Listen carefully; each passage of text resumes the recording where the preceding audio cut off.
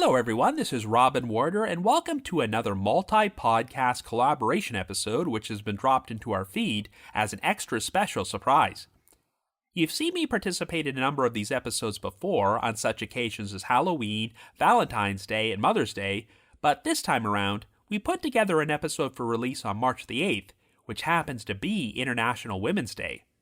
It is titled Mysteries on the True Crime Express, and once again, it has been organized by Shane and Wendy of the Foul Play podcast in preparation for Crimecon UK, and each podcast participating in this project, including yours truly, will be attending the event in London in September. To commemorate International Women's Day, each podcaster will be sharing a true crime story involving a strong woman, and I'm sure many of you are probably familiar with the story I'm going to share, which you can hear just over 7 minutes in. So I hope you enjoy this special collaborative episode, and happy International Women's Day.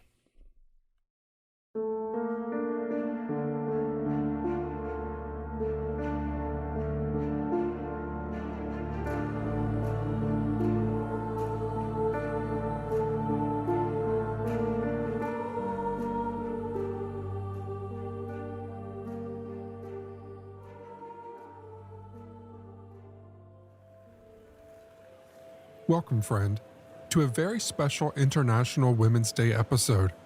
Aboard the True Crime Express, I'm Shane Waters, traveling from across the pond in America.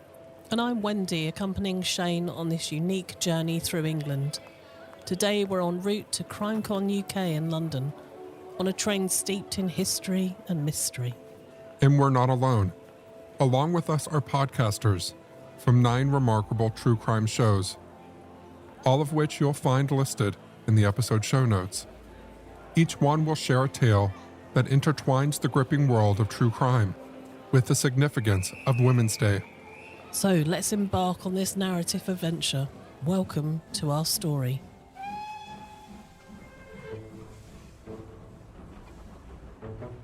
Wendy, this train feels like a time machine, doesn't it?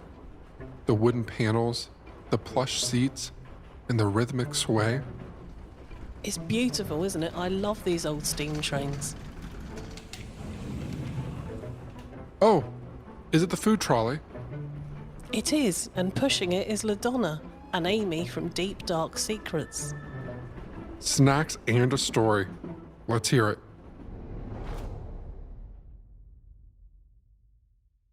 Today, we are going to cover another murder case connected to the death fetish community.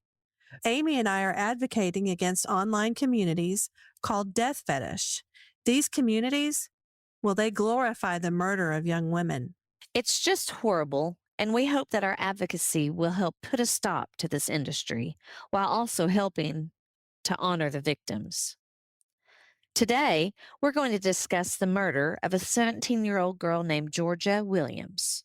Georgia was murdered by a 22-year-old death fetisher named Jamie Reynolds. Georgia Williams was a beautiful redheaded girl. She was at the tender age of 17 with so much life ahead of her. She had big dreams and big plans. She intended to join the Air Force, and she was already making something of herself. She was a corporal in the RAF Air Cadets, and she had become the head girl at school. She was also a student mentor and liked to help out her fellow students. People described her as intelligent and popular.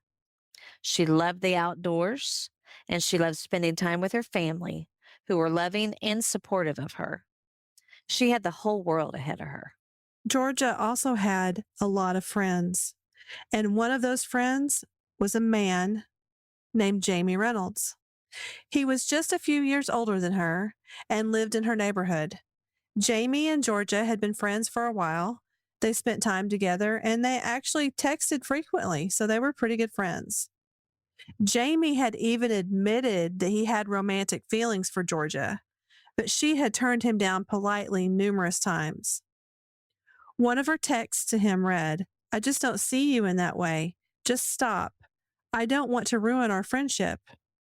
I told you last time, I just want to be friends." Georgia didn't know this, but Jamie had been in some serious trouble from law enforcement for quite some time for accessing death fetish pornography websites. He was sent to counseling for fixating on the murders of other girls like Georgia with red hair.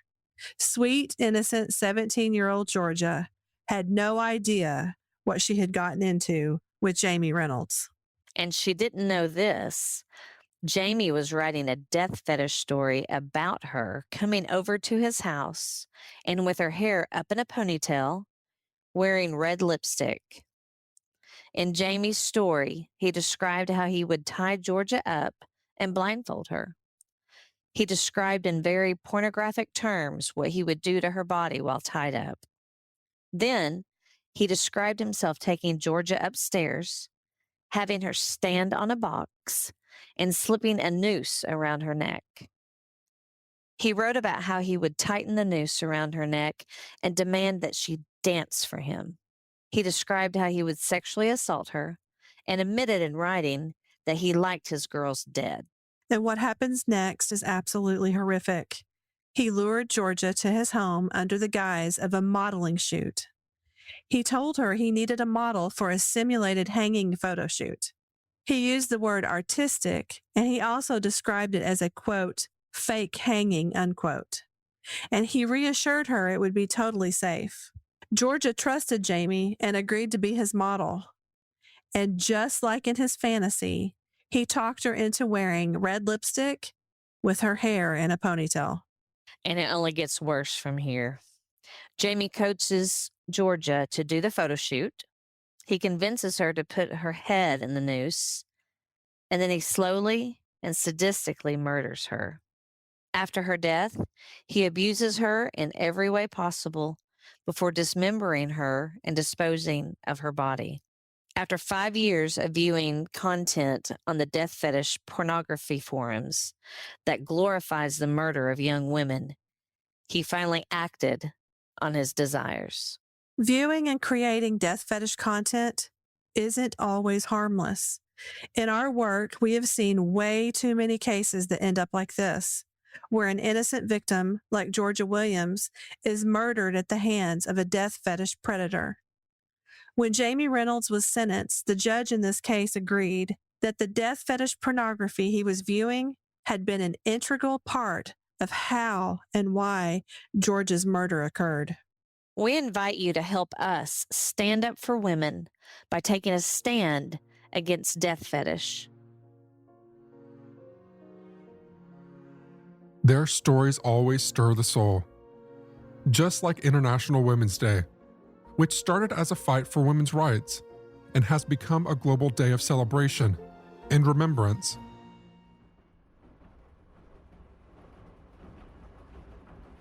Let's head to the dining carriage, Shane. I hear Robin from The Trail Went Cold is there, sharing his latest findings over tea. Robin's ability to breathe life into cold cases is remarkable, much like how we remember the pioneers of International Women's Day, who breathed life into women's rights movements. There you are, Robin. Come here, Shane. Grab a cup of tea. Please continue with your story, Robin. I thought this would be a good opportunity to talk about a courageous female survivor of an horrific crime. And appropriately enough, I had the pleasure of meeting the survivor at the American version of Crimecon in Orlando last year. I'm talking about Jane Borowski, who may have been attacked by one of the most infamous unidentified serial killers in the history of the United States. I first became familiar with her story when it was featured on Unsolved Mysteries during the early 1990s, but while Jane agreed to appear on the show to recount what happened to her, she only went by her first name and was interviewed in silhouette in order to conceal her identity. That was definitely an understandable decision, considering that this was only a few years removed from when Jane was originally attacked, and the perpetrator was likely still out there somewhere. The suspected assailant was known as the Connecticut River Valley Killer, as from 1978 until 1987, a total of 7 women were murdered within the same 50-mile radius of the Connecticut River Valley, located along the New Hampshire-Vermont border near Interstate 91. The names of the victims were Kathy Milliken, Mary Elizabeth Critchley, Bernice Quartermanche, Ellen Ruth Freed, Eva Marie Morse, Linda Moore, and Barbara Agnew. Well, it's never been conclusively proven that every single one of these women was murdered by the same perpetrator. All but one of them were found in remote wooded areas, and most of them had similar-looking stab wounds, so it was reasonable to assume that a serial killer might have been operating in the region. Well, during the late evening hours of August 6, 1988, 22-year-old Jane Borowski, who was 7 months pregnant at the time, may have had an encounter with the Connecticut River Valley Killer. After attending a county fair, Jane stopped at a closed supermarket in West Swansea, New Hampshire, in order to purchase a soda from a vending machine. When she arrived, a Jeep Wagoneer was parked in the lot, and after Jane purchased the soda and climbed back into her car, she was accosted by a white male who appeared to be between 30 and 40 years old. The man then proceeded to grab Jane, pull her out of the car, and threaten her with a knife while saying a bunch of stuff she didn't understand. He asked Jane if she was driving a Massachusetts car and accused her of hurting his girlfriend, but Jane had no idea what he was talking about. But the man was clearly in an angry rage as he violently attacked Jane and stabbed and slashed her a total of 27 times. The man then climbed back into his Jeep and drove away, leaving Jane for dead, but miraculously, she managed to survive the attack. Now, if Jane's ordeal had ended here, this would already be a terrifying enough story, but what happened next wound up giving nightmares to millions of people who watched the recreation of this situation on Unsolved Mysteries. Even though Jane was losing a lot of blood, she managed to make it back to her car and drive away in hopes of seeking medical attention. She decided to speed down New Hampshire Route 32 since a friend of hers happened to live in the area, but eventually pulled up behind another vehicle. Jane soon made the horrifying realization that the vehicle was a Jeep Wagoneer and she had managed to catch up to her attacker. Needless to say, Jane was terrified that this man was going to notice her, but she managed to make it to her friend's house, where she pulled into the driveway and honked the horn in order to garner his attention.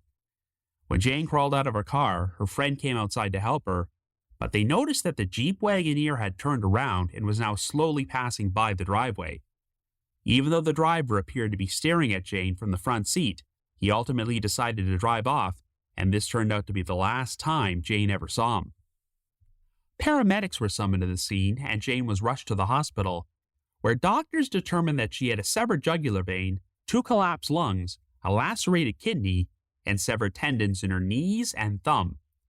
Thankfully, Jane wound up pulling through, and while she was being attacked, she recalled doing everything in her power to protect her unborn baby. Thankfully, the child also survived, and Jane gave birth to a daughter named Jessica 2 months later.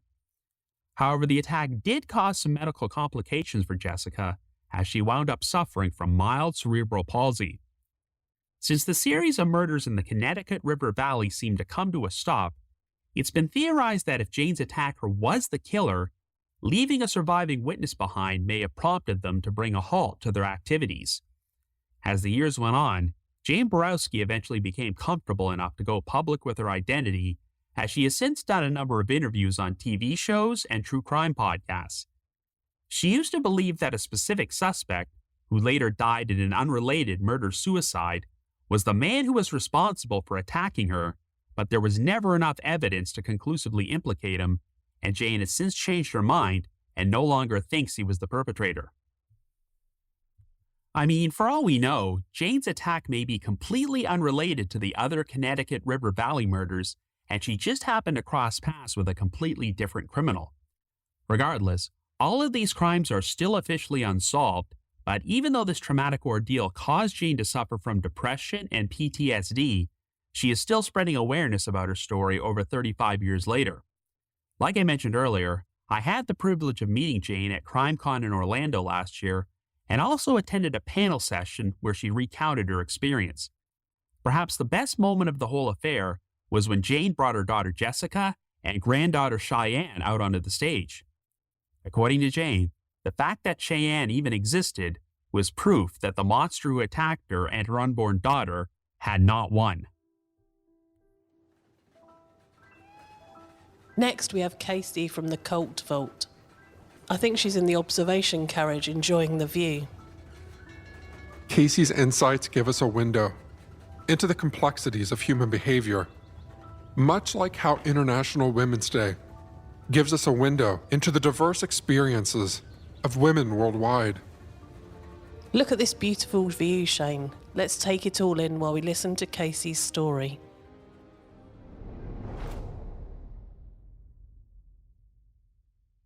For the last 4 years, I have been interviewing survivors of cults, extremism, and coercive control. I have spoken with individuals from all manner of backgrounds all over the world, from political to therapy to religious to family cults. For International Women's Day, I wanted to share the story of one particular woman, a survivor of the very first cult that I researched. On the morning of November 18th, 1978, 10 individuals, including 21-year-old Leslie Wagner Wilson, fled for their lives through the jungles of Guyana. With her 3-year-old son Jakari strapped to her back, Wilson knew that this treacherous 30-mile hike meant life or death for herself and her small child. Wilson left behind 11 relatives, including her husband, Joe Wilson, her mother, sister, brother, niece, nephew, and in-laws. Wilson had no idea that this fateful morning would be the very last time that she would speak to those 11 loved ones, along with those in the community that she had known and loved since she was 13 years old. That this would be the last time she would kiss her mother, that this would be the last time she would see any of them alive. When Wilson was 13 years old, her sister had succumbed to drug addiction, fracturing the close-knit African-American family. The Wagners had heard from a friend about a drug rehabilitation clinic in San Francisco that was part of a community outreach program set up by an inclusive and racially diverse religious group, something rarely heard of in America in the 1950s and 60s. The PT rehabilitation program was part of a closed community that included schools, medical care, and even a dentist. The Wagner family was swept up into the religious movement, not realizing the dark roots and even darker path ahead due to the church's charismatic and unruly abusive leader. The name of the church was the People's Temple, and its leader, James Warren Jones, known commonly as Jim Jones. As years passed, Wilson became romantically involved with Joe Wilson, a deputy of Jones's. Together, the couple had a child, a baby boy they named Jakari. Controversy around Jim Jones began to grow, with former members and media blasting the leader for being financially, physically, and sexually abusive to his members. It was around this time that Jones began talking of a message that he had received of utopia and paradise on earth, and soon announced to his congregation that the People's Temple would be relocating to the isolated South American jungles of Guyana. Members travelled in small groups to avoid drawing attention from the media. Joe Wilson had taken Jakari to Guyana, causing Leslie Wilson to follow soon after. And by 1977, the church had established itself in South America, chopping down trees, building shelters ahead of Jones's arrival. The compound was named Jonestown. Jonestown had little food, and members were starving. With no running water and Jones's paranoia ramping up, congregants were subjected to sleep deprivation and severe physical punishments for speaking out or attempting to leave.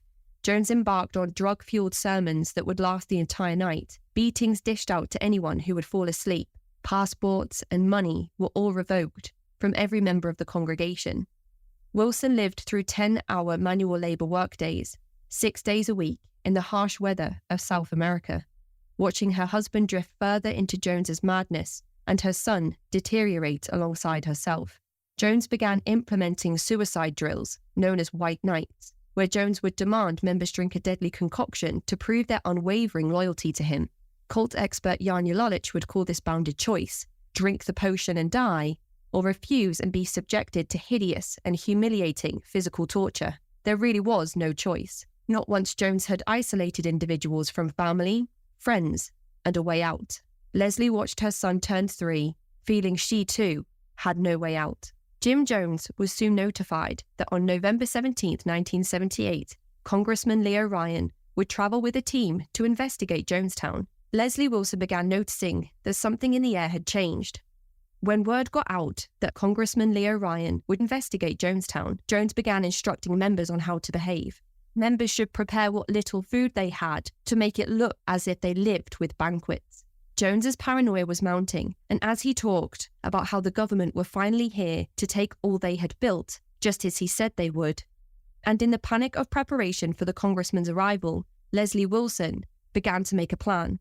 Included on the small plane that was due for an overnight stay was Ryan's aide Jackie Spear, the United States Embassy Deputy Chief of Mission Richard Dwyer, a Guyanese Ministry of Information officer, 9 journalists, and 4 concerned relatives. These relatives were the representatives of a larger group of concerned loved ones. Ryan's attention was drawn to Jonestown after receiving a large volume of communication from people who had lost family members to Jones, urging the government to look into the mistreatment of their loved ones happening in the secluded jungles of Guyana. After significant press attention and the continued effort of family and friends, the 17 individuals headed for the Port Kaituma landing strip to suss out exactly what was going on in Jonestown. Upon the small plane's arrival, Jones greeted the congressman, showing him the very best of Jonestown, asking members to tell Ryan just how they felt about Jonestown. Footage that was taken by the reporters shows members talking about paradise on earth, how thankful they are to Jones, how this is their home. On the morning of November 18th, Leslie Wilson felt in her gut that something terrible was about to happen. Wilson strapped her 3-year-old son to her back and covered him with a sheet. She set out on foot with 9 others to embark on a 30-mile treacherous hike through the jungles of Guyana, attempting to reach the next settlement, and with that, safety. The entire time Wilson moved through that jungle, she expected to hear the sound of gunfire, and she expected to be killed. Just as Congressman Leo Ryan and his team were about to leave the compound and return to the landing strip, notes began being passed to the news crew, with members silently pleading for help, expressing the need to escape, that they were trapped, imprisoned. Jones, sensing something was afoot, sent his lieutenants to check on the team and their small plane. Included in this team was Leslie Wilson's own husband. Back at the landing strip, a small number of Jonestown individuals approached the small plane, asking to be taken back to America and back to safety. At this moment, gunfire broke out. 5 members of Congressman Ryan's team were instantly shot dead. Leo Ryan himself, Don Harris, an NBC News reporter, Bob Brown, an NBC News cameraman, Patricia Parks, a defector from the People's Temple, and Gregory Robinson, a photographer for the San Francisco Examiner, lost their lives on that landing strip. Upon hearing what transpired by the small plane, Jones knew his entire operation was about to be exposed. The only way he could stop his members from being taken from him, from his empire being broken down by outside forces, was to destroy the entire thing, along with himself. Faithful members of the People's Temple followed Jones's orders to administer deadly injections to the babies, toddlers, and children of Jonestown. Other members drank from vats of cyanide-laced flavor aid, where others were forced to consume it by gunpoint or in restraints. There is archived audio of Jones instructing the mass murder-suicide of the People's Temple, with the screams of the children and the mothers being some of the most sobering, impactful, and heartbreaking things recorded to this very day. On November 18, 1978, 918 people lost their lives. It is estimated that over 900 members of the People's Temple died in what is known today as the Jonestown Massacre. Around 304 of those are thought to be children. This was the largest case of American mass death up until the events of September the 11th, 2001. Jackie Spear survived the Jonestown Massacre and became a congresswoman herself in the years that followed, advocating for the awareness of destructive cults. Leslie Wagner Wilson unknowingly continued her journey through the jungle, heroically saving herself and her son. Upon her return to America, Wilson talks about the hell she went through. She had 3 failed marriages, participated in drug use, and struggled with suicidal ideation as she attempted to piece her life back together. Wilson is now 66 years old. She is the author of a memoir, Slavery of Faith, the untold story of the People's Temple from the eyes of a 13-year-old, her escape from Jonestown at 20, and life 30 years later. She is also a professional motivational speaker who offers talks on the resiliency of the human spirit and the work it takes to bring you back to center. She also does talks on forgiveness, the path to healing, the power of love, and the signs of a cult. According to Wilson's website, Miss Wilson decided to use her experiences as a walking testimony that we can overcome all things through the power of love. She continues to advocate for those less fortunate through service. For International Women's Day, I have chosen Leslie Wagner Wilson as my inspirational woman. Overcoming the seemingly impossible, continuing to inspire educate, inform, and grow through the most trying and traumatic of experiences. As we walk through the train, let's chat with Dave and LaDonna from Extinguished. They're in the lounge carriage, I believe. Their empathetic approach to storytelling resonates with the International Women's Day spirit of understanding and acknowledging diverse struggles.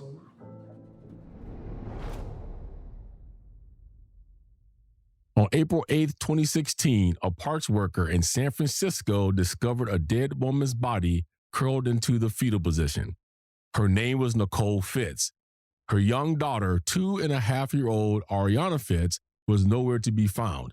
In fact, she remains missing to this day. With little movement in the case, in the spring of 2023, authorities put up a $250,000 reward for information in this case. Additionally, the National Center for Missing and Exploited Children released an age progression picture of what Ariana would look like now. An official statement noted investigators and NCMEC believe Ariana could still be alive, and they're asking the public to pay attention to her age progression image. I kind of feel like somebody must have been listening because we just talked about this the last episode, LaDonna. We did. And I think that it's really interesting to me that they believe that Ariana could still be alive. That tells me that there is most definitely information that has never been released to the public that they're holding back. Obviously, they have to because it's an open and active case. But there has to be some information that they have that would lead them to believe that she could still be alive. Yeah, and after doing this for the last 3 weeks, I'm starting to believe that maybe she is out there alive. At least I hope so. And I do believe you. There must be something that we don't know that they're not releasing just so that they're waiting for that perfect time to go and hone in on that. I completely agree. And I think now's a good time to really encourage our listeners to please go out and share the whole series of episodes that we're doing on this case, but also just do a quick Google search of Ariana Fitz and age progression photo. When it pulls up, it will come up with a flyer. You can also get it at the National Center for Missing and Exploited Children's website. They will have a search engine on their website, and you can type in Ariana's name. But if you will just take a moment to look it up, take a good look at the photo, who knows, maybe you've seen her. But more importantly, if you will take that photo and share it on social media, I think that that would be a huge positive in this case. If we can really get an army of people together who say, I'm going to share this information, it's time to get justice for Nicole, and it's time to bring Ariana Fitz home. I agree. It has been far too long. And if that child is still alive out there, we need to find her. I agree. I completely agree. And I also found some information where the FBI has released another statement that its search for Ariana has actually spread throughout the country. And they think some witnesses to Ariana's potential abduction or murder or whatever's happened to Ariana, they believe these witnesses have moved to various parts of California and Nevada. And if you recall, Nicole, which was Ariana's mother, she was a single mom. She reportedly hired a babysitter to watch Ariana while she worked evenings. And really, this babysitter and her husband and the babysitter's sister, they were supposed to basically be the stopgap for Nicole until she could pull herself out of homelessness, get her own place and really get stable. That babysitter, as we have reported in other episodes, her name was Helena Martin, and her husband is named David, and her sister was also involved in the babysitting of Ariana Fitz. And so if you happen to know the Martins, even if they're going by different names now, I think that that's really important information to call and give to the FBI. Let's make sure that the Martins feel very uncomfortable wherever they're at until they decide to be cooperative in the disappearance of Ariana Fitz. Because I don't know about you, David, but I am incensed that they are no longer cooperating in this case. So am I. And I think that's because they have something to hide. And I do think that since it's probably been so long up until 2023 that anybody said anything about this case, and they probably know that little people know about it, that they were beginning to feel real comfortable with that. The right thing to do is for them just to turn themselves in, because I do believe that they are the people that's done this horrendous crime. You know, no matter what's happened, if it was kidnapping and they have taken Ariana to live somewhere else so she could be their child, or they gave her to somebody else to raise, that's still a horrible crime. If they've put her into some sort of trafficking ring, that's horrible. Or if they've murdered her, or if they accidentally killed her and didn't come forward, all of these things are awful. But Ariana has family. She has aunts and uncles and other relatives that want to know what happened. And so I just really encourage anybody listening, if you have any information on this case or about the Martins, to please come forward. Now, another interesting aspect in this case, if you recall from earlier episodes, Nicole's body was found in a small, shallow grave a few feet away from a playground. Her shallow grave was covered with a plywood board with a symbol painted on one side. And according to reports, the plywood board does not appear to have come from a location within the park.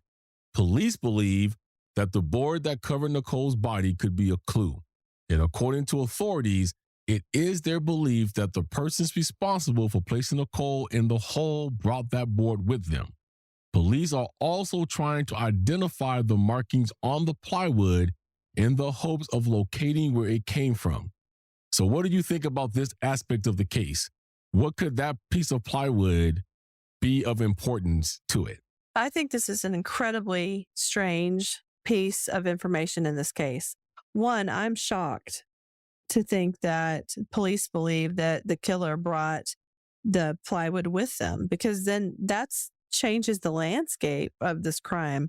So, you know, in a couple of episodes back, we talked about, well, maybe Nicole went and met with the Martins and got her child back, and then was met with foul play when she left the presence of the Martins.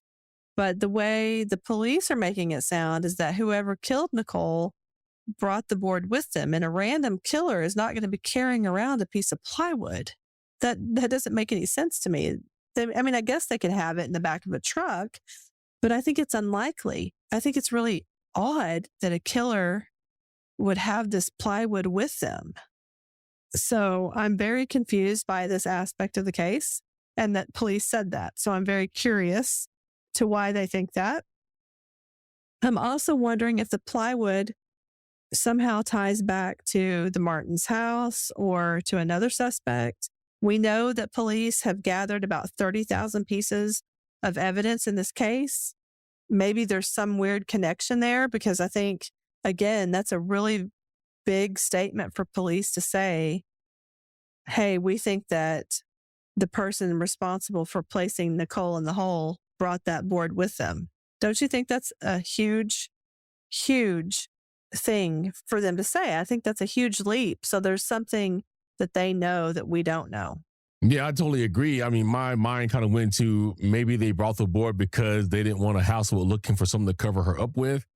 Goes back to that symbol. Maybe they have some type of a gang symbol or some type of a symbol going to a cult that is known to try to throw the scent off of them. I mean, with them bringing that board, there's many scenarios that go through my head of why they would do that. But those are the first two that came up. Very strange. Well, David, I did reach out to San Francisco police. What they did tell me is that they are actually calling Helena Martin and her sister persons of interest in the disappearance of Ariana Fitz. The other thing that the San Francisco police did tell me, and they cautioned me on this, they said, even though that we are calling them the persons of interest, it's important to remember that the babysitters have never been charged and that they have never been able to connect them in any way whatsoever to Nicole's murder. And so that just leaves me with one question. Is there ever going to be justice? Wendy, what do you say we head over to the bar car? You don't have to tell me twice. Mine's a large glass of rosé.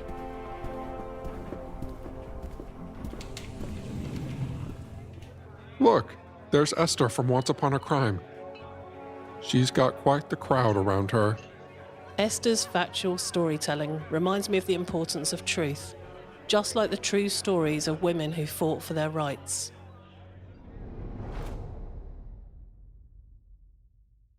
On the morning of May 6, 2013, in a quiet working-class neighborhood in Cleveland, Ohio, cries for help were heard coming from a two-story home on Seymour Avenue. They sounded so desperate that one of the neighborhood's residents followed them to their source. He saw a young girl inside the front door at 2207 Seymour Avenue. She could be seen peeking out from the bottom of a storm door. "Help! I'm Amanda Berry," the frantic girl called out to him. "I've been kidnapped in this house for 10 years. She urged him to hurry, saying that her kidnapper, Ariel Castro, might be back any minute. He tried the door, but it wouldn't budge. Another neighbor, hearing the commotion, came running to help. The men kicked at the door until a panel finally gave way, and the girl came rushing out. A little girl who appeared to be about 5 years old followed her. They ran across the street to another house, where Amanda dialed 911. She reported an incredible story. She told the operator she was the Amanda Berry who had disappeared 10 years earlier, just one day before she was to celebrate her 17th birthday. Amanda had accepted a ride home from a friend's father in 2003. His name was Ariel Castro. Castro had lured her to his home, chained her, and kept her prisoner ever since. A large-scale search for the missing teen was conducted at the time of her disappearance, and Amanda was featured on the national television show America's Most Wanted. At the same time, she was being held captive blocks away from her family, who later presumed her dead. She had been raped repeatedly by Castro. The little girl who escaped with her was Amanda's daughter, fathered by her kidnapper. She'd given birth to the 6-year-old inside the home, which was her prison. As shocking as Amanda's story was, there were still more horrors to be revealed. She told the 911 operator that there were 2 other girls still locked inside the house, whom Castro had also kidnapped. When police arrived, they searched the home and found 2 more girls upstairs. Michelle Knight ran out of an upstairs bedroom wearing only underwear. She jumped into the officer's arms crying, "You saved me!" In August of 2002, Michelle had disappeared on her way to a meeting with a social worker regarding her son Joey, who was not quite 2 years old. She got lost and stopped at a store to ask for directions. A man she recognized as the father of her cousin's friend, Ariel Castro, happened to be in the store and offered Michelle a ride. She accepted, was lured to Castro's house, and soon found herself chained in the basement. She was 21 years old at the time. She had been held captive, raped, beaten, and starved by Castro for over a year when Amanda became his second victim. The third girl found locked in Castro's home was 23-year-old Gina De Jesus. She was a 14-year-old middle school student when Castro, the father of a friend, offered her a ride home from school and was taken captive. She'd been a prisoner in Castro's House of Horrors for 9 years at the time of her rescue. Gina's family knew Ariel Castro well. He'd been a classmate of Gina's father when they were in high school. Castro was a 52-year-old school bus driver who was also a musician. He played with a popular local band in bars and clubs. Castro was divorced and had 4 children. His neighbors described him as pleasant when they had the chance to talk with him, but knew him as a private person. He didn't invite anyone to his house, nor did they see many visitors coming or going from the residence. Now they understood why. All 3 of the young women endured being chained and locked in the basement, and later on the top floor of the house. They were regularly beaten, raped, and deprived of food, showers, or fresh air. The house was dirty and cluttered, and Castro had only recently given them permission to cook hot meals. They had existed on a diet of fast food and junk food for most of their captivity. Castro began allowing Amanda more privileges, like the use of the kitchen, after their daughter was old enough to ask why Mommy was locked upstairs. The 3 freed women and the little girl were first taken to the hospital to be evaluated. All 3 were underweight. Amanda and Gina were released to their astonished and elated families the next day. Michelle remained in the hospital for a week. She'd been held prisoner the longest and was now 31 years old. She had received the most severe abuse. Michelle had become pregnant twice by Castro, and he'd beaten her until she miscarried both times. Ariel Castro was found nearby and arrested soon after the women were rescued. He was ultimately charged with over 500 counts related to the kidnappings, over 400 charges of rape, 6 counts of felonious assault, 3 of child endangerment, and 2 counts of aggravated murder for Michelle Knight's unborn babies. He was held on $8 million bail. Prosecutors intended to seek the death penalty. Castro pleaded guilty to avoid being put to death by the state. His plea bargain netted him a sentence of life in prison plus 1,000 years without the benefit of parole. Michelle Knight faced her captor and rapist at his sentencing. "You took 11 years of my life away," she said. "I spent 11 years in hell. Now your hell is just beginning. I will overcome all that has happened, but you will face hell for eternity." 1 month into his life sentence, Castro was found hanging in his prison cell. He'd hung himself with a bedsheet, depriving his victims of the justice they'd sought. Let's hope Michelle's words about his eternal punishment were prophetic. "I will overcome all that has happened," Michelle declared in her statement. She spoke these words with conviction and then lived them out. Michelle Knight has reinvented herself, not wanting to be forever known as just one of the Cleveland kidnapping victims. She changed her name to Lily Rose Lee and wrote 2 memoirs, both bestsellers. She travels around the world speaking about being a survivor of trauma, rape, and abuse. She runs a foundation called Lily's Ray of Hope, supporting women and girls who have experienced domestic violence, human trafficking, and child abuse. Amanda Berry, now 37, works as an advocate to help families find missing loved ones. Hosting a daily news segment titled Missing with Amanda Berry on Cleveland television station Fox 8, she highlights missing persons cases that might not otherwise receive the attention they need to be solved. Her daughter recently celebrated her 16th birthday, the same age Amanda was when she was kidnapped. Gina DeJesus founded the Cleveland Center for Missing, Abducted, and Exploited Children. The nonprofit helps families receive the resources and support they need when loved ones go missing.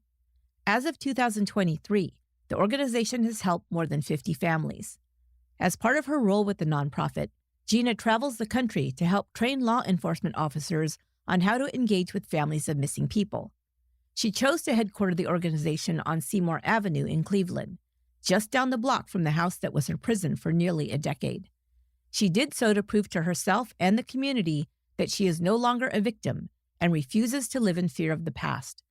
The house at 2207 Seymour was demolished as part of Ariel Castro's plea agreement. It is now a vacant lot. Michelle Knight, Amanda Berry, and Gina DeJesus not only survived their horrific ordeal, but have thrived since.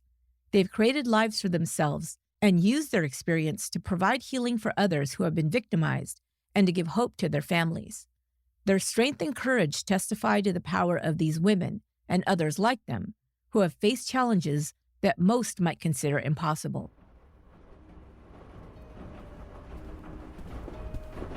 As we head back to our compartment, let's listen to True Crime and Wine with Sherilyn Dale. She's just a few compartments down. I just love her YouTube channel. Her dynamic storytelling echoes the collective efforts in the history of International Women's Day, where different voices come together for a common cause.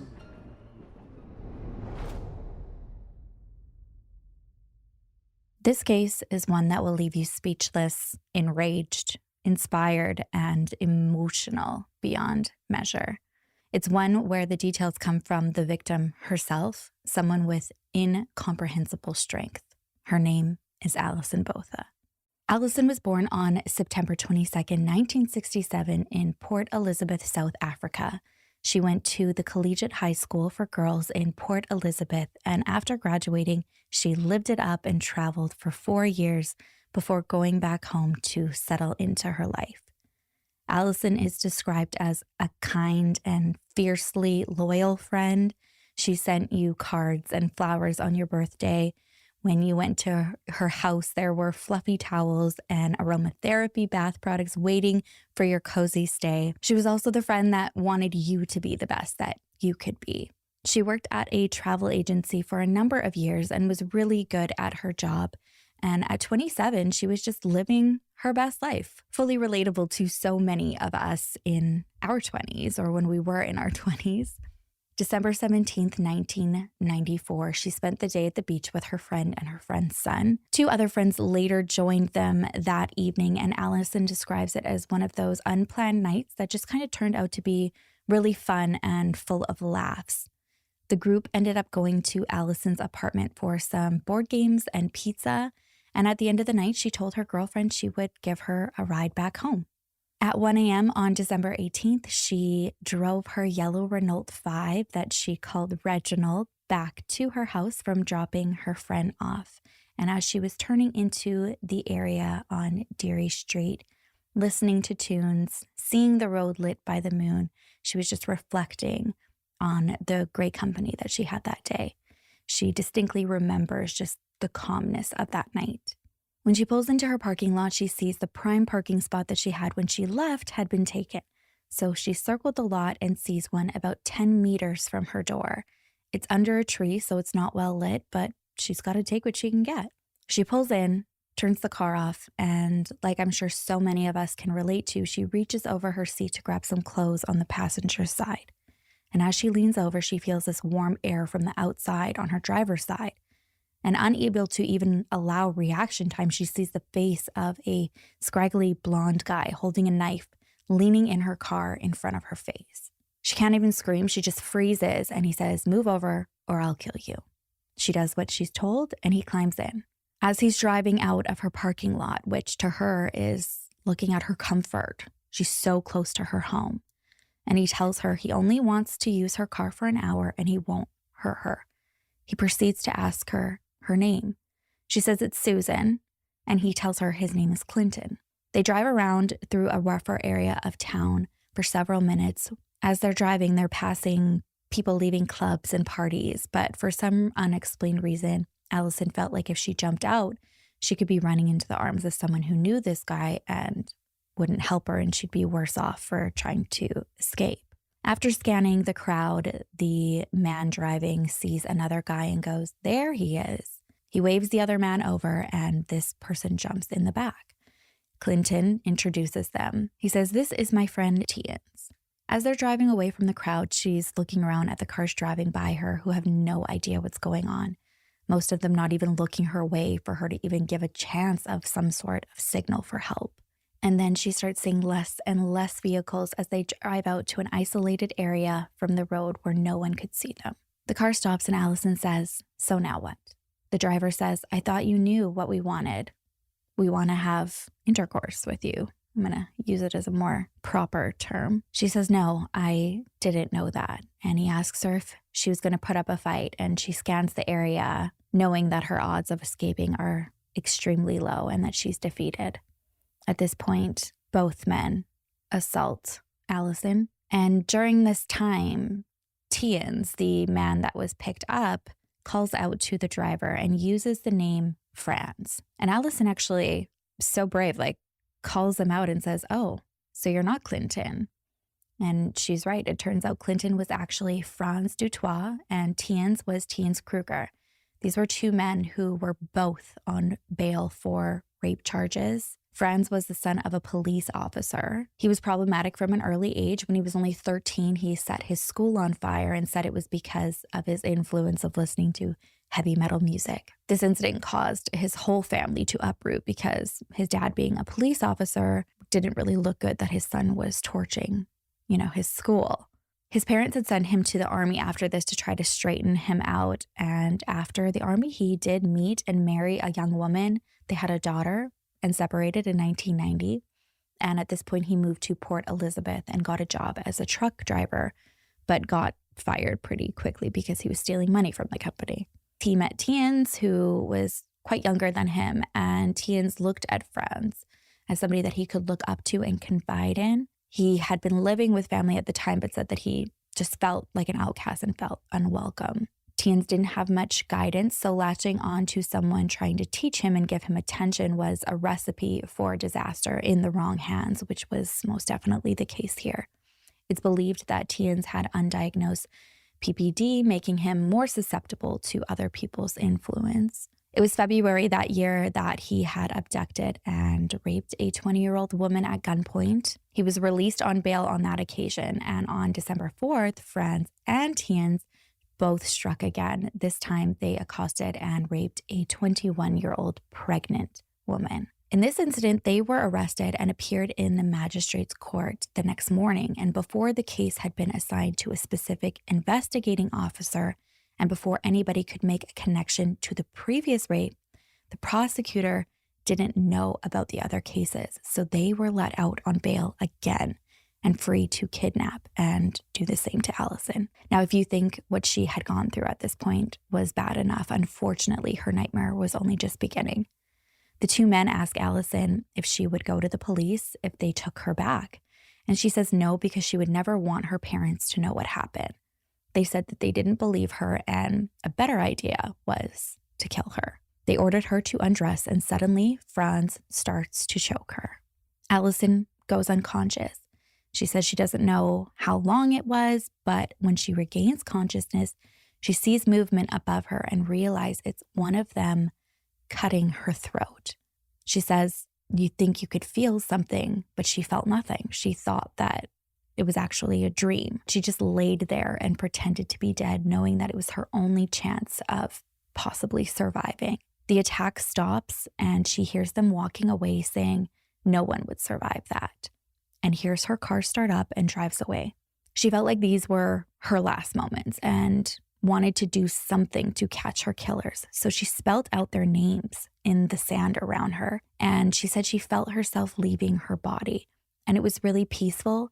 She felt at ease, but then all of a sudden she felt this urge that she wanted to fight, and she didn't want her mom to lose her daughter this way. Just then she sees this flicker of headlights in the distance and pushes herself up. And when she moves, she feels warmth around her stomach. And it's at this moment she realizes the extent of her injuries. Now, this is hard to listen to, but I feel it's important to grasp the severity of what Allison went through and the strength that she really has. She looks down and she realizes her throat hadn't been the only thing that was injured. Her stomach had also sustained so much trauma that she was feeling parts outside that needed to be inside. She looks around and miraculously sees a denim jacket near her. She uses that jacket to hold everything in her stomach and starts crawling on one hand. Through moments of feeling like she couldn't go on, she manages to stand up on her feet, and when she does, she can't see in front of her anymore. She is aware that she's awake, but she says it's just black. And it's then that she realizes that the injuries to her neck were so severe that her head was tipped back so far it was almost between her shoulders. So she had to pull her head forward and start walking for help, falling along the way and getting up again and again and again, cradling her injuries. In and out of consciousness, she makes it to the road and makes sure to get in the middle of it so that no one drives by not seeing her. Now, it's been 90 minutes since she was kidnapped, and within a minute, she hears a car stop in front of her, but no one gets out.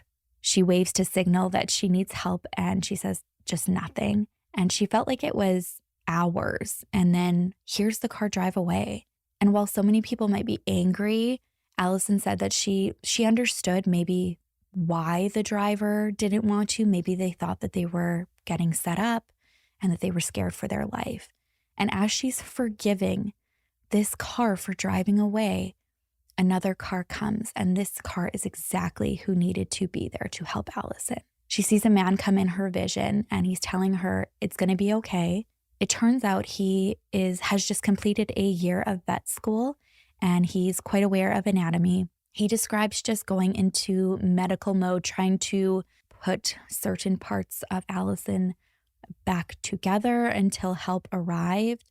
And another miracle passerby shows up on the scene with a blanket that they always kept in their car. And actually, this story made me want to put a blanket in my car now forever, because remember, Allison has no clothes. It's 3:00 in the morning. Keeping her warm is crucial.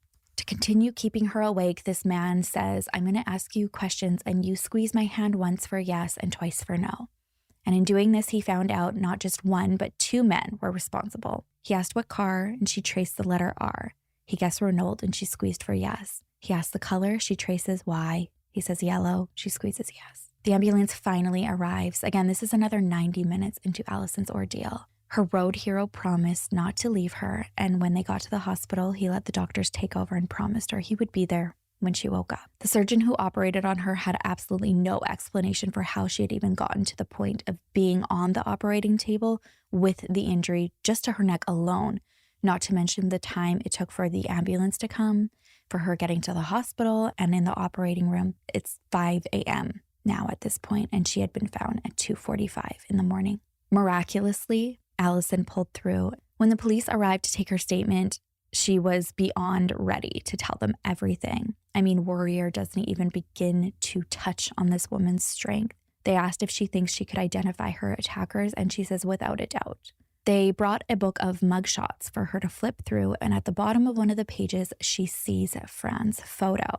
She points to it and she says, that's him. Franz Dutoit and Tiens Kruger were picked up at their house, still asleep from what they had just done. They had no idea that Allison was still alive, and the detective is like, we're here for your involvement in an attempted murder. And they're like, attempted? Who? And the detective says, your latest attack just hours ago. Yeah, she's alive and identified you. It was Tiens who confessed and went through everything with the investigators first. And he said that day, Franz and him were drinking and decided they wanted to find a pretty girl with a nice car to rape and kill. You know, just a plan among friends. He told them they originally couldn't find anyone on their initial drive, and so he was dropped off at a party while Franz carried on the search. He goes on to explain that after their brutal assault and attempted murder on Allison, they left her to die, went home, had beers, and then went to bed. I mean, how you could sleep is beyond me. Allison went through agonizing healing to try and be able to function again. She moved out of her apartment where she was initially kidnapped, and someone who had heard about her attack had moved her into an apartment in a gated community to make her feel safe. And at this point, I was like, oh, I needed that reassurance that there was still hope for humanity after hearing this story. Slowly but surely, Allison found her way again. She went back to work after only 2 months. She also prepared for trial, ready to just nail them, even through the physical and mental pain that she was still experiencing. Trial had started on June 12th, 1995, and Franz had been preparing for a defense leading up in the weeks to trial to say that he had been taken over by demons when the attack happened. Ultimately, though, both men were convicted on 2 counts of rape, 2 charges of indecent assault, and 2 of abduction, and further charges of attempted murder and theft. The judge sentenced them to life in prison without the possibility of parole. However, there was a law that passed in South Africa that anyone sentenced to life after October 2004 were able to earn credits and possibly have the chance at parole. And they won the appeal that grants them the chance to apply every 2 years for parole, which is devastating because it's something that Allison has to have on the back of her mind and prepare for every 2 years. Now, they have been denied all of their attempts thus far, and thousands have signed petitions to help keep them behind bars. But again, this is something that Allison will continue to face. Now, I just want to finish with Allison herself. She embodies every element of strength, courage, and fight. She was one of the first women in South Africa to ever show her face as a rape victim, and her story and willingness to share it is so important and has affected and helped so many victims who felt ashamed or alone. She's also written a book about her life and what happened, and she tours the world bringing awareness and helping victims everywhere. Her book is an extremely powerful read. Her vulnerability to share, I mean, not just what happened through her attack, but the after effects of what happens behind closed doors was really eye-opening and emotional. Allison also went on to get married, and against all odds, due to the injuries she sustained to her stomach, she had a baby boy. And if that wasn't heartwarming enough, 12 years after her attack, the man who saved her life on the side of the road had now become a doctor and assisted her OB in delivering her second child, another baby boy. Today, she is a single mom and still travels the world bringing hope to others. I'm going to finish off with sharing these words that stuck with me from Allison in her book titled I Have Life, and the importance of living your life on terms and not waiting for someone or something life-changing to push you towards your goals. Allison says, "The truth is, we do not have to wait for a life-altering experience to come along before we make changes to our lives. You don't have to go where I went in order to see the value of your life, the value of other people's lives. We can all begin by trying to become more conscious of the world around us, of what life has to offer, and what other people can mean to us. The lessons will keep coming. They are unstoppable. And we can either choose to ignore them, or we can heed the wake-up call and open ourselves to them." Bob Motta from Defense Diaries is in the library carriage, Wendy. His legal insights bring a unique perspective to our journey. Much like International Women's Day brings a unique perspective to understanding women's issues across the globe.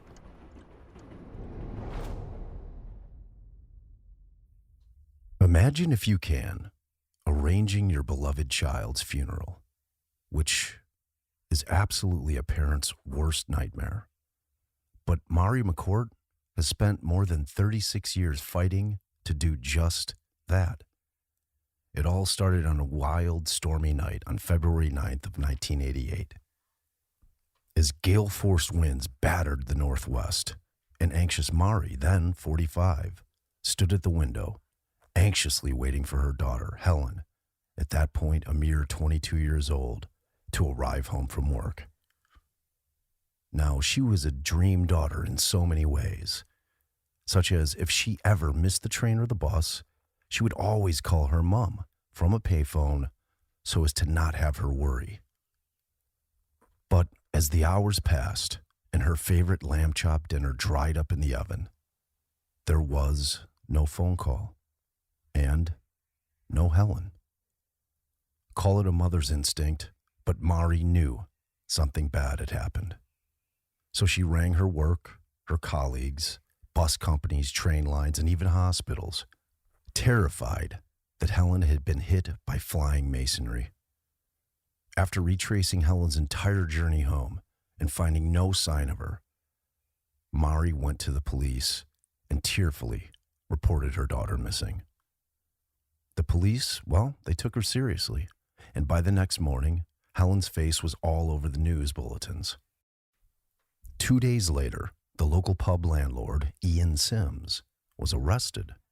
Marie was stunned when he was charged with her murder, despite Helen not being found. Sims went on trial the following year. Forensic and circumstantial evidence presented by the prosecution was overwhelming.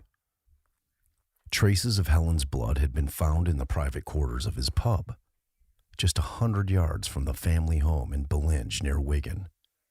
Forensic experts found one of Helen's earrings in the boot of his car, and carpet fibers from the pub were found on her clothes, which had been located in a dump nearby the riverbank. A flex of wire found with her possessions, thought to be the murder weapon, was also traced back to the pub. Sims also had scratch marks on his face and gave a false alibi for the hours that he was missing after Helen's disappearance. The court was also told that Sims, a known womanizer, despite being married with 2 children, was angered at being turned down by Helen. It's been long believed that he had lured her into the pub as she walked past the establishment on that night, at which time he then strangled the life from her. The conviction made headline news around the world. It was only the 3rd murder trial since World War II to be held in the UK without a body. It was also the first murder conviction to be secured without a body using newly discovered DNA technology. Now, after Sims was jailed for life, Mari prayed he would end the misery by revealing where Helen had been hidden. But his cruel silence continued. Only Mari's strong Catholic faith and the desperate need to find Helen kept her going. Bolstered by the unwavering support of her large family, she spent years carrying out painstaking searches. They dug fields, they crawled along rat-infested drains, they drained ponds and emptied mine shafts brick by brick, all to no avail. In 1992, Mari wrote to Sims begging him to end her torture. His reply was abusive and threatening, promising revenge on his release. Mari and her husband John devoted their lives to voluntary work, supporting the families of victims of homicide, and, over time, realized that their situation was no longer rare.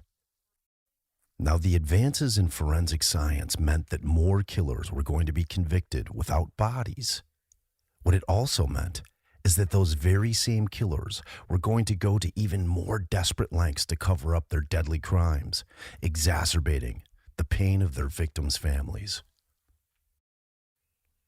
As Mari knew only too well, being denied a proper goodbye to a murdered loved one meant that there was never any closure, ever. Grief was perpetual and never-ending. With Sims now applying for parole, Marie was horrified to learn that there was nothing to stop the killers of missing murder victims being freed once they had completed their sentence. In December of 2015, she launched Helen's Law, a campaign calling for no body, no parole. Her petition received 750,000 signatures of support. Mari quickly learned that in the UK, human rights laws make it impossible to deny a killer freedom. However, the next best thing was ensuring that the parole board judges took non-disclosure of information as to the victim's whereabouts into account when considering release. As a result of Brexit, general elections, and COVID, it took 5 long years. But finally, the Prisoners' Disclosure of Information Act was added to the statute book. Sadly, however, the legislation came too late to prevent Sims' release, and after 32 years in prison, the murderer walked free. But Mari was comforted to know that the legislation in her daughter's name would make a difference to other families following in her footsteps. And she was right. So far, 4 parole applications for killers of missing murder victims have now been turned down. 2 years after his release, Sims died, taking his dark secret with him. Mari had long accepted that he would never reveal where Helen was. And as she says, the world is a better place without him in it. Mari is now 80 years old and should be enjoying a well-earned rest after decades of searching and campaigning. However, she will never rest, ever, until she can bring her daughter home to where she belongs. In addition to her continuing searches, Mari has also launched a new campaign for new desecration of a body legislation.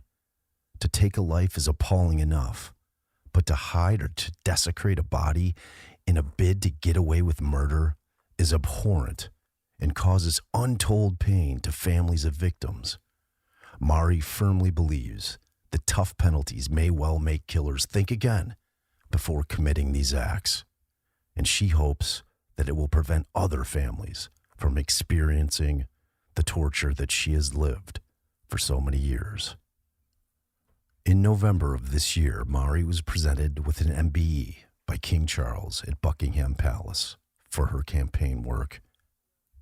But she says her greatest honor was having Helen as a daughter and ensuring that she will never, ever be forgotten. You can read Mari's entire story in the book Justice for Helen by Bonnier Books. I'd be remiss if I didn't give credit to journalist Fiona Duffy, who has worked with Mari for 26 years. Thanks, Fiona. Take care, everybody.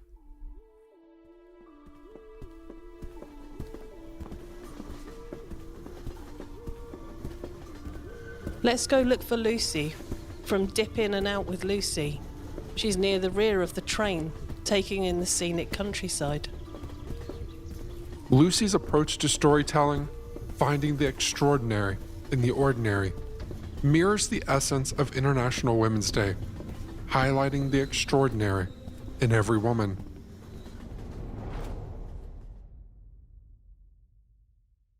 Mary Turner Thompson.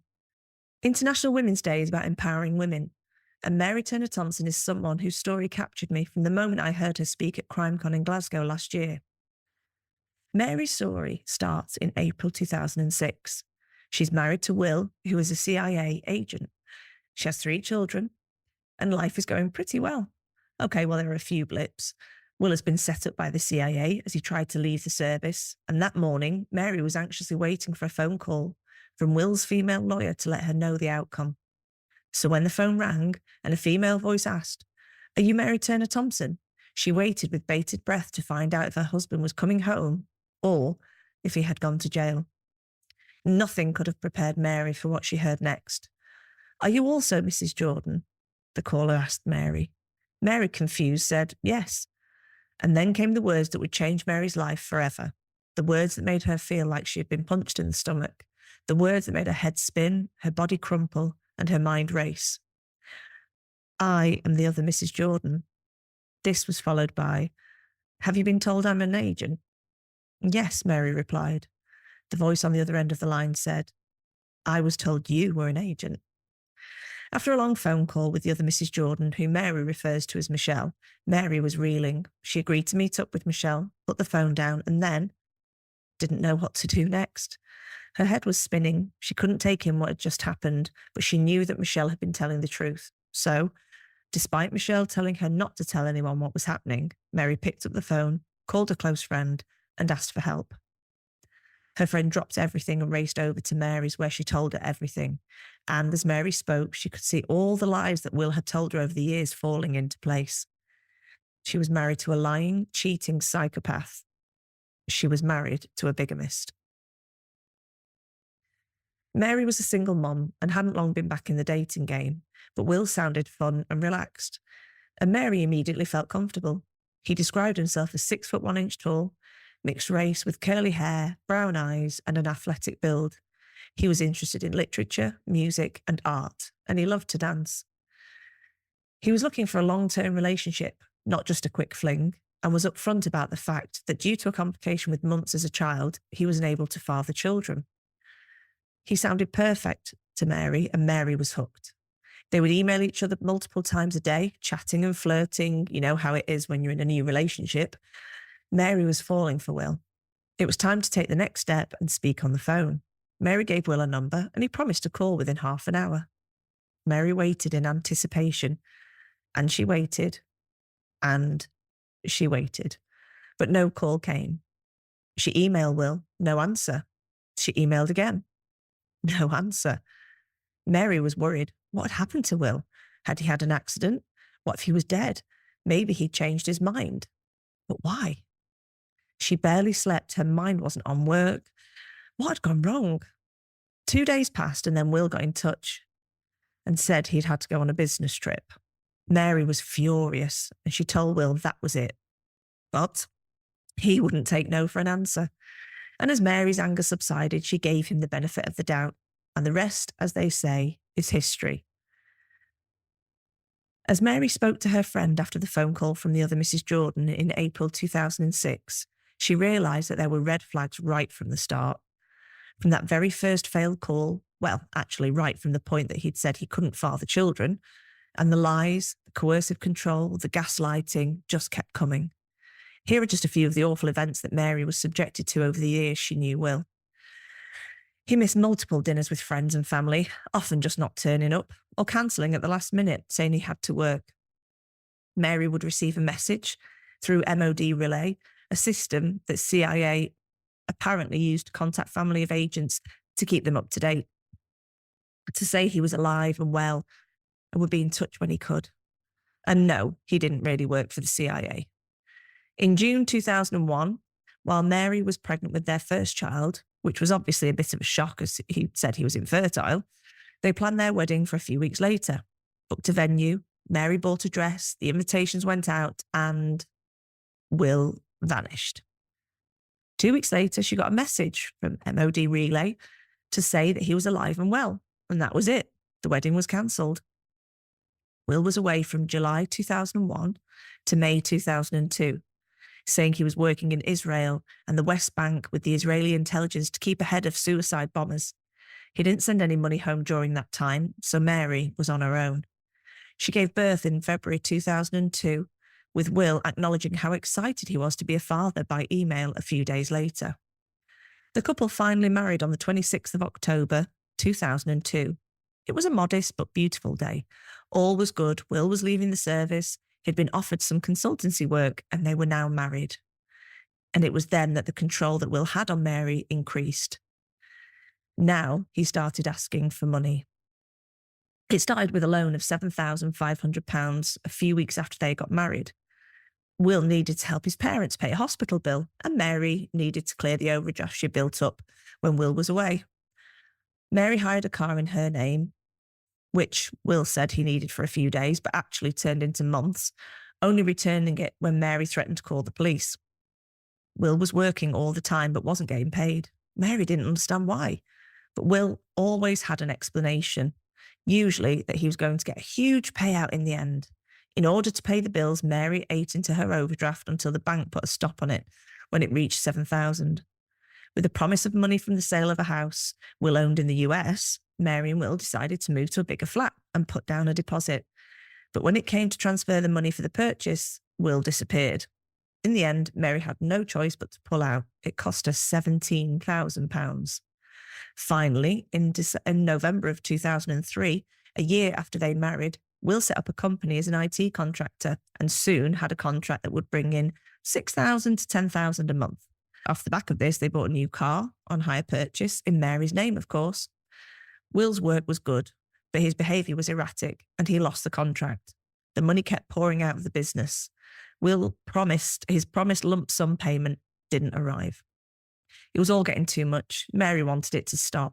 She had to borrow money from her parents. She had loans and an overdraft. She couldn't go on like this.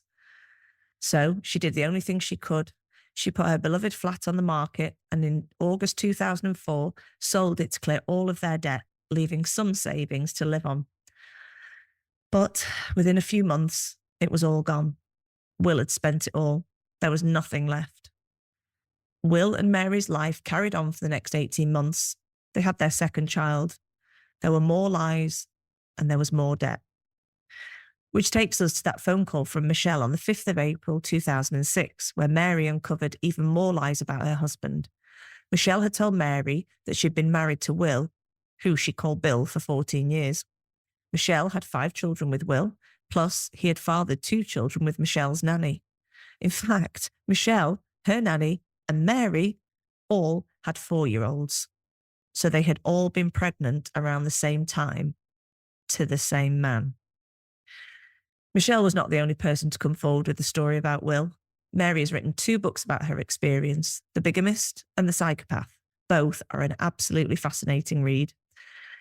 Many people in Mary's situation would be browbeaten and defeated, but Mary has fought back. She has shared her story to help others and also runs a community called the Book Whisperers to help others to write and publish their own books. She's a true inspiration, and by sharing her story, will likely help others who find themselves in a similar situation.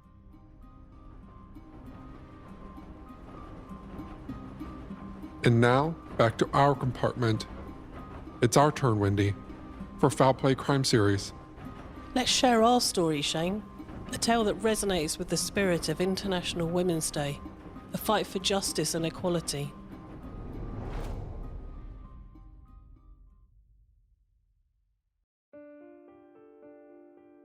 It was February 1990 and Anne Ming arrived to take her grandson to nursery.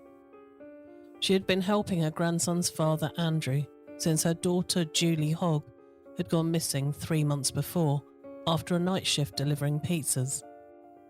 Andrew had moved into Julie's house to keep things as normal as possible for their 3-year-old son, Kevin, but the house had been shut up for a few weeks and there was a funny smell he just couldn't get rid of.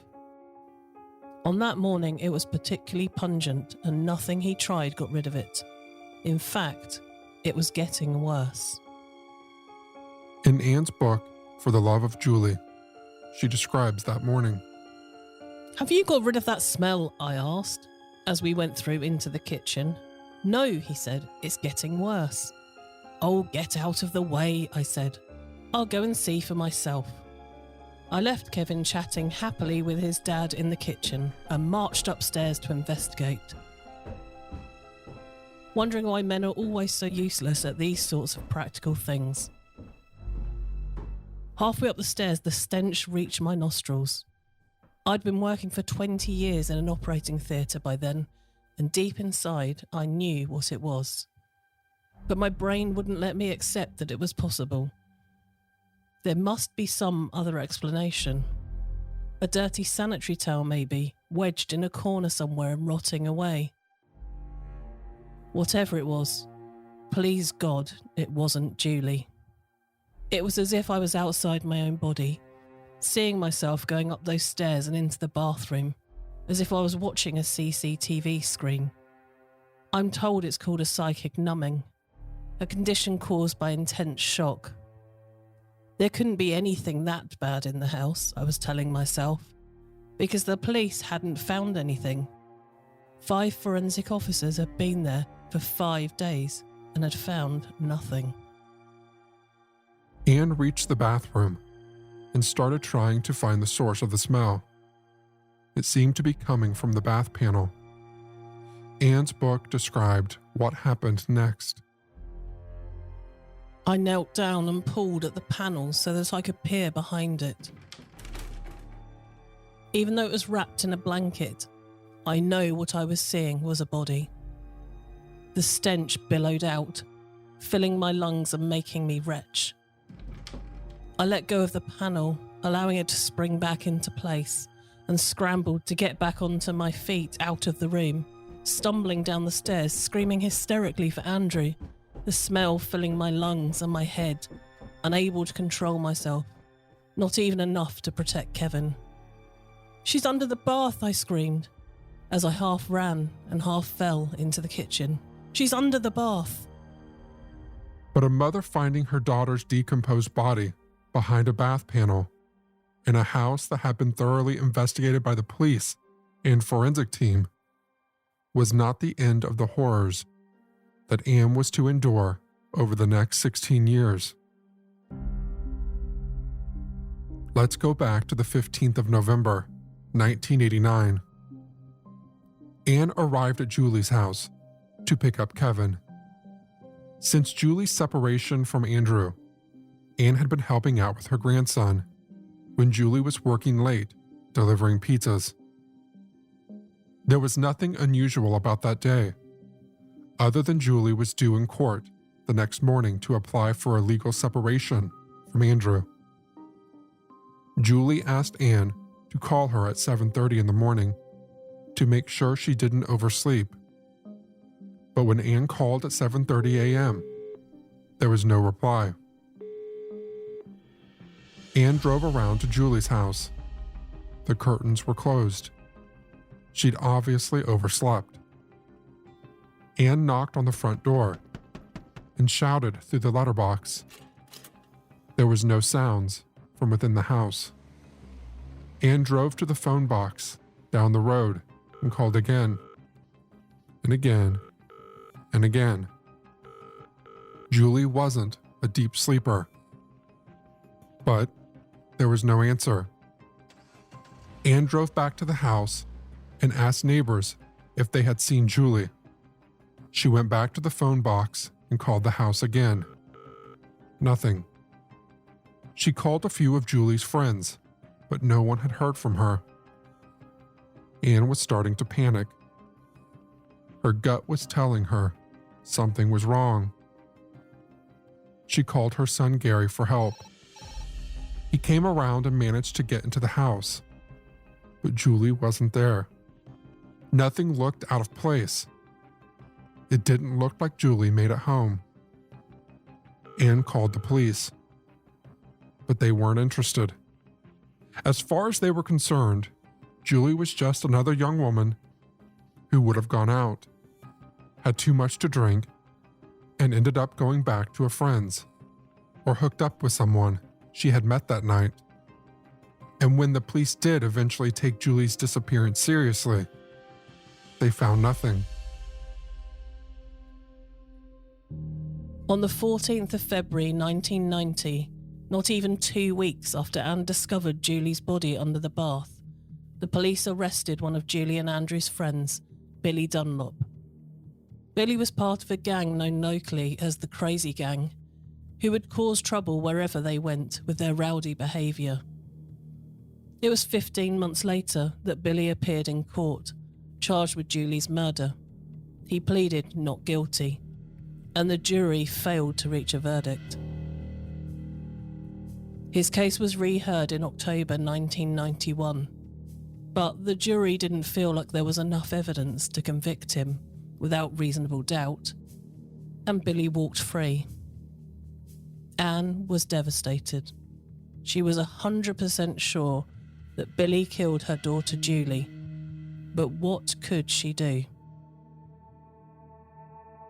In August 1997, 8 years after Julie's murder, Billy was jailed for 7 years for attacking his pregnant former girlfriend and her new partner. And it was while he was serving time for this crime that Billy confessed to a female prison officer about killing Julie.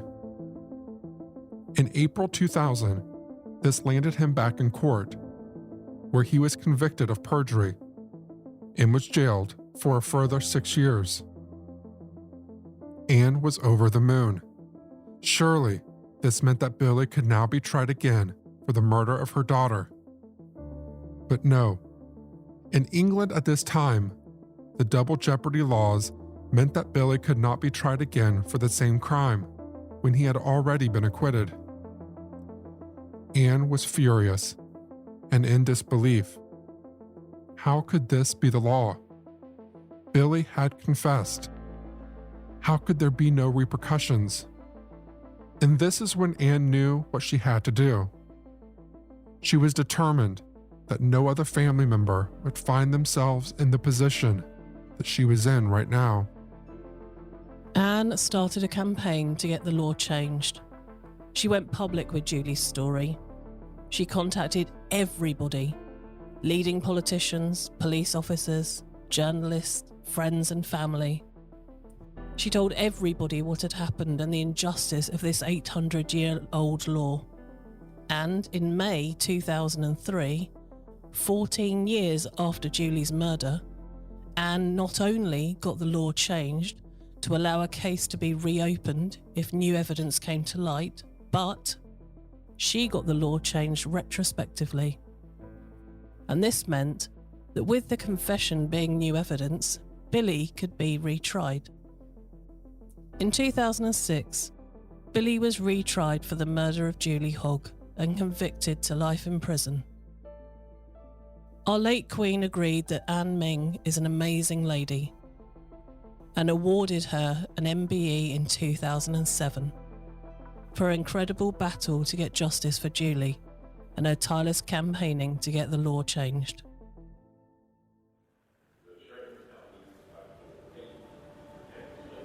We're pulling into King's Cross Station. This journey, much like the history of International Women's Day, has been a tapestry of stories, each unique yet part of a larger narrative. Thank you, friend, for joining us on this special collaboration. Remember, the stories of International Women's Day, like those we've shared today, remind us of the continuous journey towards equality and understanding. If you'd like to join Shane and I, along with the other podcasts you heard in this collaboration, at Crimecon, partnered by True Crime in London, you can go to crimecon.co.uk. Every show has its own unique code, so make sure you check out the show notes to give you the best discount we can.